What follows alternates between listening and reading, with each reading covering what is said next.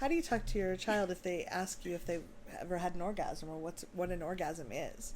I'm here with JD, aka Jen Devine from superstarhealtheducation.com, and I'm Cathy Bartoli from theintimacydojo.com. And that's a great question. I mean, once you've had an orgasm, you kind of know what one is, and you know that you've had one, but before you've had one, you don't necessarily know.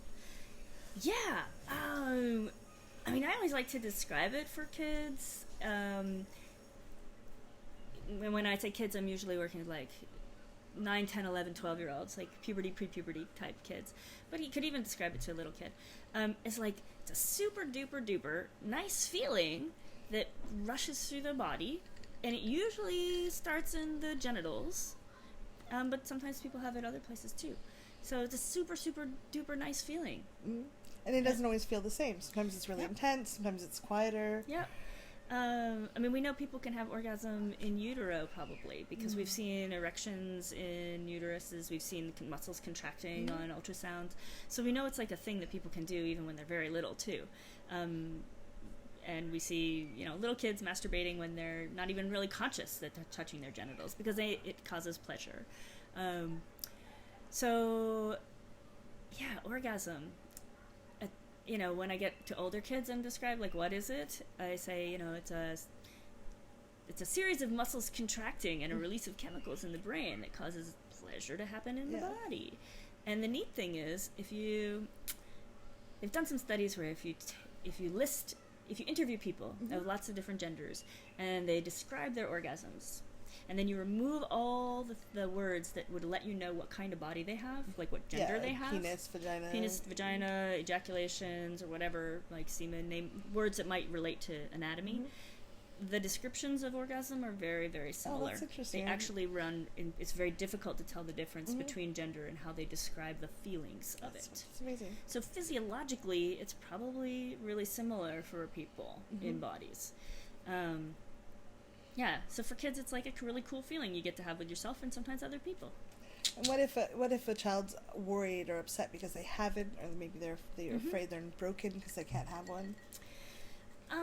People get to figure out how their own body works. I always encourage people to not be goal-oriented about that, and just to see what feels nice. And that's also true with partners later in life, if people have partners, to not necessarily be moving toward a particular goal, but moving from one pleasurable experience to another.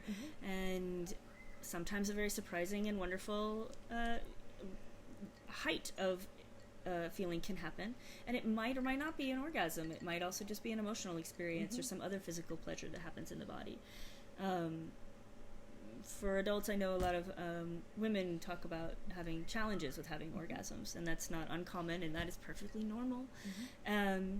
But knowing that a lot of times there's also something going on with the brain and how we think about things that can slow us down in our own bodies in response because of, like you said, shame or fear. Or if I feel like I have to make my partner feel good or whatever. Exactly. So experimenting with one's own self to know how the body works, and also some people just don't have orgasms, and knowing that that's also totally normal and they can still have pleasure and sensation that feels good to them. So yeah, that's great. Thank you.